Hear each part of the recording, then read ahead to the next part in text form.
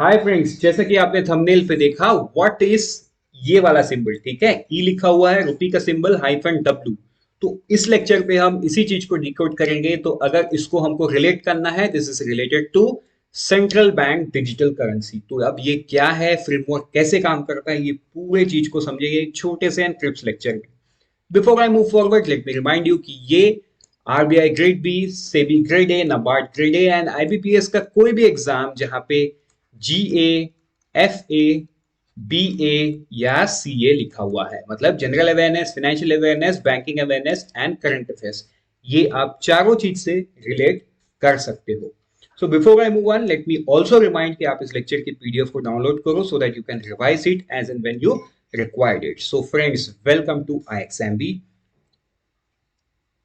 सबसे पहला देखते हैं व्हाट इज द न्यूज। ये न्यूज है क्या? तो देखो, सबसे पहले मैंने आपको शेयर किया ट्विटर का एक क्लिप जो रिजर्व बैंक ऑफ इंडिया ने ट्वीट किया 31 अक्टूबर को, right. Operationalisation of central bank digital currency, एक लिंक के साथ। अगर इस लिंक को खोले तो ये वाला लिंक खुलेगा जो भी 31 अक्टूबर को ही आरबीआई ने प्रेस रिलीज करके बाहर किया। एंड आरबीआई ने क्या कहा? Operationalization of central bank digital currency wholesale E और ये वाला सिंबल जो कि आपने थंबनेल पे देखा है, राइट। तो यहां पे कुछ पॉइंट आपको नोट करना है जो मैं आपको बता रहा हूं, but before that the background is, आपको याद होगा यूनियन बजट में जो हमारे फाइनेंस मिनिस्टर है श्रीमती निर्मला सीतारमन, उन्होंने ही इसका ऐलान कर दिया था कि Reserve bank of India to introduce digital rupee using blockchain and other technologies, right. तो देखो, ब्लॉकचेन एंड अदर टेक्नोलॉजीज उन्होंने बता दिया था। तो दिस डजंट मीन कि जो सीबी मतलब सेंट्रल बैंक डिजिटल करेंसी, इसको शॉर्ट में क्या बोलेंगे? सीबीडीसी। तो जो सीबीडीसी है that is not necessary based on the blockchain. ठीक है, ये कोई भी दूसरे टेक्नोलॉजी पे भी बेस कर सकता है। So let's move forward and let's see few takeaways. ये टेक अवेज क्या है? सबसे पहला है कि ये 1 नवंबर 2022 से ऑपरेशनल होगा। मतलब आज तो 2 सितंबर है, तो ऑब्वियस सी बात है ये हो गया है, राइट। टोटल जो 9 बैंक है, state bank of India, bank of Baroda, union bank, HDFC, ICICI, Kotak, yes, IDFC first bank and HSBC. ठीक है, फॉरेन बैंक में तो एक अकेला एचएसबीसी है, बाकी पीएसयू में आप देख लो, एसबीआई, बीओबी, यूबीआई 3 है। और प्राइवेट में कौन कौन है? HDFC, ICICI, Kotak, yes. ठीक है, आईडीएफसी। तो ये सारे बैंक हो गए जो पार्टिसिपेट कर रहे हैं। अब इस वाले वर्ड को हम थोड़ा सा समझेंगे, बट इमीडिएट नहीं समझेंगे, राइट। ये as and when we move towards the lecture, हमको समझ में आ जाएगा कि ये सिंबल का मीनिंग क्या है। ठीक है, तो देखो, ये सिंबल का मीनिंग है ई रूपी, राइट। डिजिटल रूपी, डिजिटल रूपी को बोला गया है ई रूपी। आपको क्लियर हो गया रूपी का सिंबल क्या है? रूपी का सिंबल ये है, राइट। अगर इसके सामने हम ई लगा देंगे तो ये बन जाएगा डिजिटल रूपी। आई होप ये क्लियर हो गया। अब इसके पीछे आर और इसके पीछे डब्ल्यू का मतलब क्या है? देखो, ये डब्ल्यू का मतलब है कि ये होलसेल सेगमेंट में 1 नवंबर से शुरू हुआ है, लेकिन रिटेल सेगमेंट की बात भी आरबीआई ने कर रखी है। उन्होंने बोला है कि is plan to launch within a month in select location, मतलब ये एक मंथ में लॉन्च होगा, पूरे कंट्री में लॉन्च नहीं होगा, कुछ सिलेक्टेड लोकेशन पे पायलट बेसिस पे शुरू किया जाएगा। ठीक है, in close user group comprising customers and merchant, कुछ मर्चेंट्स रहेंगे, कुछ कस्टमर्स रहेंगे, जिसपे ये शुरू करके देखा जाएगा इंप्लीकेशन, एंड उसके बाद देश में सबके लिए एप्लीकेबल हो जाएगा ये। The detail regarding operationalization of E rupee pilot shall be communicated in due course. अब ये एग्जैक्ट कब से होगा ये रिजर्व बैंक भी नहीं बताया है, राइट। उन्होंने बोला है कि ड्यू कोर्स पे होगा, तो ये तो हमको आगे चल के ही समझ में आएगा। बढ़ते हैं आगे। अब है बैकग्राउंड की बात। Now what is the background? तो देखो, बैकग्राउंड में मैं अगर एक रिपोर्ट को कोट करूं, एटलांटिक काउंसिल, ठीक है, ये जो एटलांटिक काउंसिल है ये यूनाइटेड स्टेट बेस्ड एक थिंक टैंक है, राइट। तो इनके मुताबिक there are 10 countries that have started using digital currencies, and who are those 10 countries? Bahamas, Nigeria, Antigua, Dominica, Grenada, Monterrey, Saint Kitts, Saint Lucia, Saint Vincent, Grenadines are the Caribbean country which are using digital currency. तो देखो, ये छोटे छोटे country मतलब developed and developing economy से बहुत आगे निकल के they are actually using it. But यहाँ पे बात हमको एक और चीज समझने का है। अभी आप एक चीज सोचो, आरबीआई, राइट, हम दुनिया के टॉप 6 इकोनॉमी के अंदर में है, राइट, ऑब्वियस सी बात है। आरबीआई दुनिया का टॉप 6 इकोनॉमी से एक ऐसे देश को मैनेज कर रहा है। अब आरबीआई का जो डिसीजन है वो कितने लोगों को इफेक्ट करेगा? 1.31 billion people, right, right, 1.21 billion, but approximately आज के दिन में तो 51 या 41 के आसपास है हम, वो डिपेंड करता है, but let's quote the official figure. हम कहीं ना कहीं 1.2 बिलियन पीपल है। तो सोचो आरबीआई का कोई भी डिसीजन इतने लोगों के लाइफ में बदलाव ला सकता है। अब वो अच्छा है कि बुरा है वो तो बाद में पता चलेगा। सो इवन आरबीआई भी स्लो स्लो चीजों को पहले पायलट बेसिस पे छोटे से मतलब कंट्रोल्ड एनवायरनमेंट के अंदर में उस चीज को देखने के बाद ही उसको देश के सामने लेके आएगी। अब आप ऐसा सोचोगे कि यूएस यूके में तो इतना पॉपुलेशन नहीं है, तो उनकी सेंट्रल बैंक ऐसा क्यों नहीं कर रहा है, right? Again they are developed economy, right, they are developed economy. All of a sudden उनके इकोनॉमी में अगर इतना बड़ा चेंज वो लोग लेके आते हैं without testing, without piloting the things, thing can go drastically wrong in their economy, right? तो वो भी ये काम नहीं कर सकते। बट ये है छोटे छोटे country, right, they can obviously experiment, they can obviously do, and sometimes ये छोटे कंट्री ही उभर के आते हैं, ये अच्छा काम दुनिया को करके दिखाते हैं, दे सेट एन एग्जांपल। तो वैसा ही एक एग्जांपल सेट किया है नवंबर 2020 में, हाँ यस, अक्टूबर 2020 में, जहां पे बहामास का सेंट्रल बैंक, राइट, ये आप ध्यान में रखो, राइट, बहामास का central bank is the first central bank to launch the central bank digital currency, ठीक है? सो ये सवाल आपसे पूछ सकता है। तो इस रिपोर्ट को और आगे बढ़ाते हुए रिपोर्ट में ऐसा भी है, मतलब अटलांटिक काउंसिल के हिसाब से at least there are 109 countries are either carrying out pilot or are towards implementing the digital currency in their respective country. Clear हो गया? अब हम आगे बढ़ते हैं, अब डिजिटल करेंसी के फीचर को देखते हैं, right? But before that let us know कि जो सेंट्रल बैंक डिजिटल करेंसी है ये आरबीआई के हिसाब से क्या है। तो देखो आरबीआई इसको कैसे डिफाइन करता है।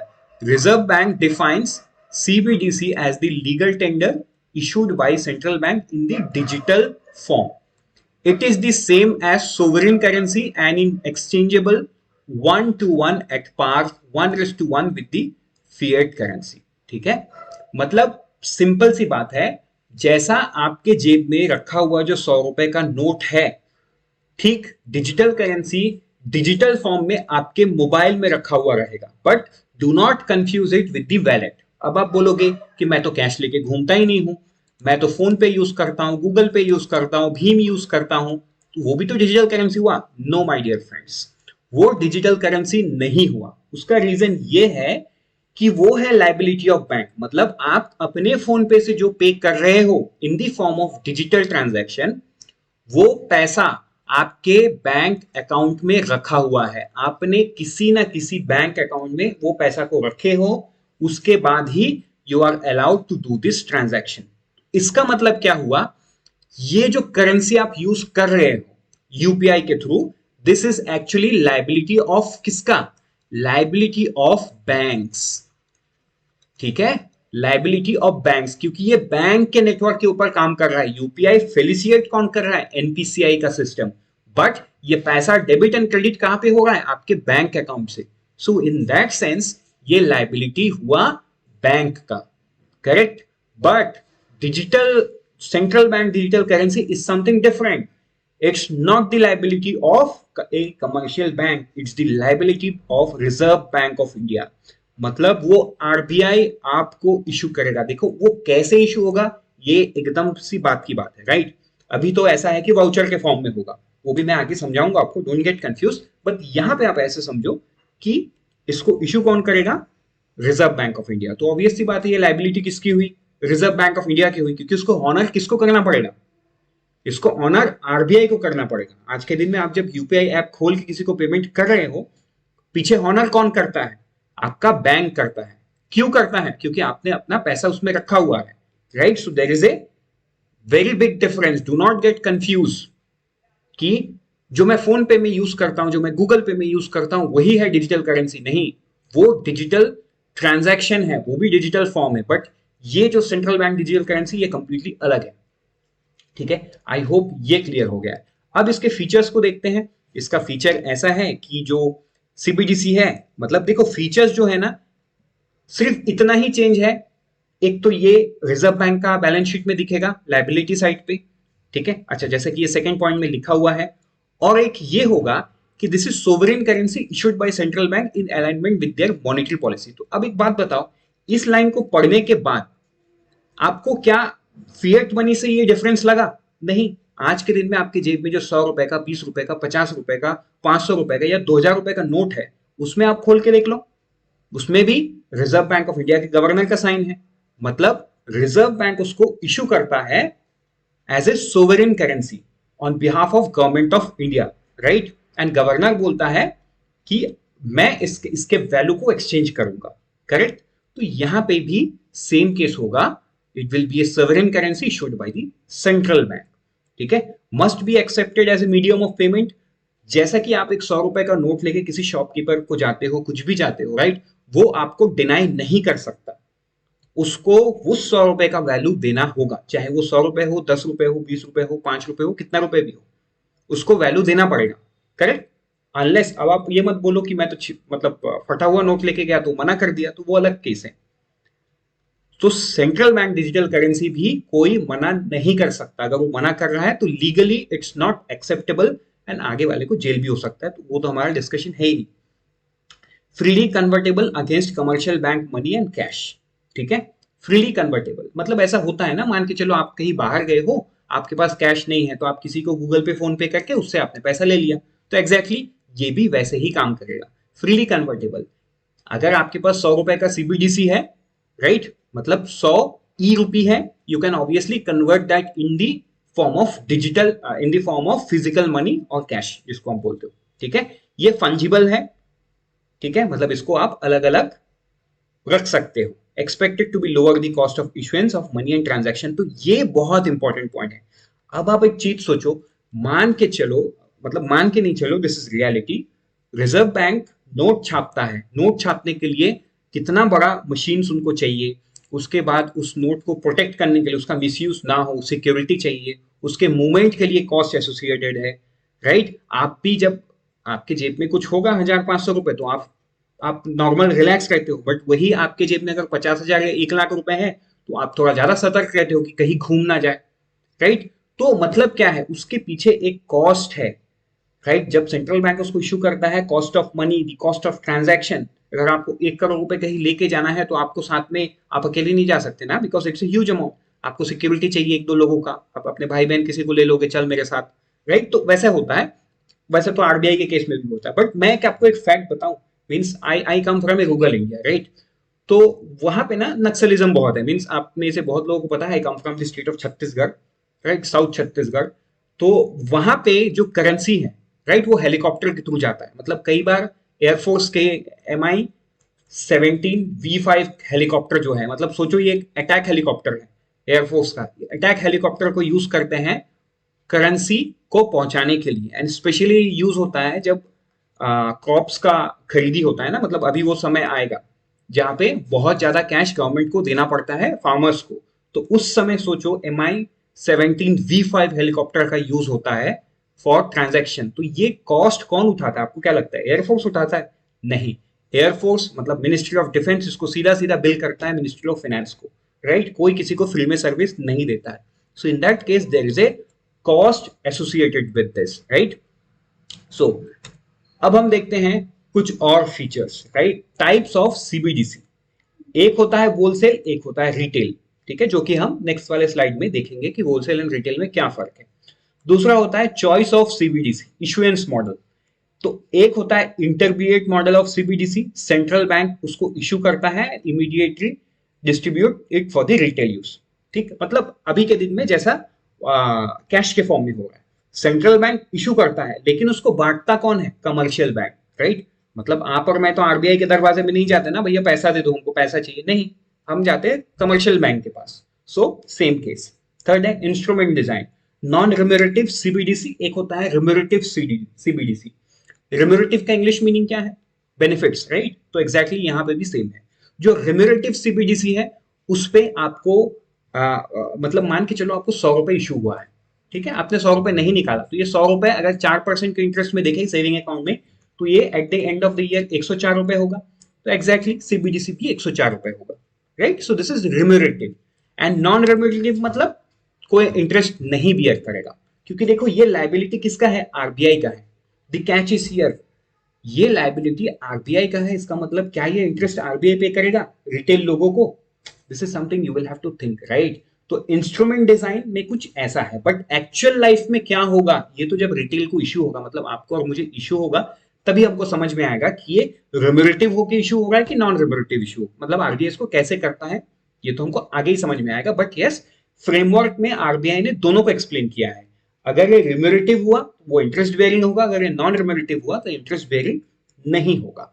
देन अकाउंट बेस्ड और टोकन बेस्ड, ठीक है? एक होता है अकाउंट बेस्ड, एक होता है टोकन बेस्ड। टोकन मतलब बड़ा सा सिंपल सिंपल है, आपको आपके फोन पे मैसेज आएगा, राइट? एक टोकन नंबर आएगा and that is the you know वो टोकन नंबर से ही आप ट्रांजैक्ट कर पाओगे, ठीक है? वो टोकन नंबर से ही आप आगे वाले को इन सीबीडीसी मतलब digital currency, central bank digital currency के थ्रू आप पे कर पाओगे। बट अकाउंट बेस्ड मतलब आज के दिन में करेंसी जैसे है वैसा ही होगा। एनोनिमिटी, ठीक है? यहां पे आरबीआई ने लिखा मैनेज एनोनिमिटी, मतलब इसका ये है कि पूरा यहां पे कहीं ना कहीं, मतलब मुझे लगता है इस पॉइंट पे मुझे ज्यादा डिस्कस नहीं करना चाहिए, बिकॉज आपने ऑलरेडी सुशील सर का वीडियो देखा है, कुछ दिन पहले सुशील सर का एक वीडियो आया था ना प्राइवेसी को लेके। सो ये वो वाले पार्ट को एक्सप्लेन करेगा, ठीक है? अकिन टू फिजिकल कैश, जैसा कि मान के चलो मेरे जेब में जो 100 रुपए है, मुझे पता नहीं, राइट? मुझे ये पता है कि ये 100 रुपए कहां से मिला, हो सकता है एटीएम से मिला है या किसी शॉपकीपर से मिला, बट मुझे ये नहीं पता कि उस शॉपकीपर को कहां से मिला ये, correct? So in this same way अभी सेंट्रल बैंक डिजिटल करेंसी क्या होगा? देखो ये तो सिस्टम से इशू होगा, राइट? मतलब अगर आरबीआई या गवर्नमेंट चाहे तो वो पता कर सकती है कि कितना हैंड ये मूव हुआ है। एंड अगेन टेक्नोलॉजी जैसे ब्लॉकचेन हुआ तो ये पता कोई भी नहीं कर सकता अगर ये ब्लॉकचेन के थ्रू हुआ तो दिस डिपेंड्स कि आगे कैसे आएगा। तो देखो यहां पे लिखा हुआ है डिजाइन चॉइस स्नैपशॉट, मतलब आरबीआई ने ये डिजाइन स्नैपशॉट दिया है। अब आरबीआई किसको किसको अप्लाई करके लेके आती है ये तो आगे समय ही बताएगा, ठीक है? नाउ जो मैंने एक पॉइंट बोला था कि रिटेल एंड होलसेल, इसके मीनिंग को समझते हैं। अभी आरबीआई ने क्या किया है? ERW मतलब होलसेल वाले सेगमेंट पे इशू किया है, ठीक है? सेकेंडरी मार्केट पे मतलब मनी मार्केट, गवर्नमेंट सिक्योरिटी के सेकेंडरी मार्केट पे ये ट्रांजैक्शन चल रहा है। Suitable for advance economy, for financial institution holding reserve deposit with central bank, ठीक है? फेलिसिएट क्रॉस बॉर्डर ट्रांजैक्शन। रिटेल की बात करें सुइटेबल फॉर इमर्जिंग इकोनॉमिक्स, तो हम तो इमर्जिंग इकोनॉमी है। Issued for the general public and retailers, reduce cash printing and handling cost, तो ये तो मैंने ऑलरेडी समझा दिया है, ठीक है? तो बढ़ते आगे, अब हम समझते हैं कि पहला दिन कैसा रहा, फर्स्ट डे इम्पैक्ट। तो देखो ये न्यूज 1 नवंबर को आया, जो आरबीआई बोल रहा है जो ई रूपी पायलट है, ये पहला दिन में 275 करोड़ 275 करोड़ का ट्रांजैक्शन को हिट किया है, राइट? जिसमें SBI, BOB, ICICI, IDBI, first bank, तो ये सारे लोग आपस में ट्रांजैक्शन किए हैं। उस ट्रांजैक्शन का ओवरऑल कॉस्ट है, मतलब ओवरऑल वैल्यू है 275 करोड़ और 48 ट्रांजैक्शन कैरिड, ठीक है? टोटल 48 ट्रांजैक्शन हुआ। तो ये है पहला दिन का इम्पैक्ट। अब ये रिटेल में आने के बाद इसके क्या क्या फायदे क्या क्या नुकसान है ये तो आगे ही हमको समझ में आएगा। आई होप अब तक आपको ये पूरा चीज क्लियर हो चुका है। Let's meet in some other lecture, till then unfold your potential with IXMB। Till then, also thank you and all the best. But before I say goodbye, let me tell you that we are bringing something new and something special on the YouTube from this Monday. Stay tuned with us ताकि आपको पता चले कि क्या आ रहा है। And let me tell you, ये तो मतलब आपके फायदे की काम, आपके फायदे के लिए ही हम ये काम कर रहे हैं, and this is going to help you a lot. So let's meet in some other lecture. Till then, prepare 50% faster with IXMB.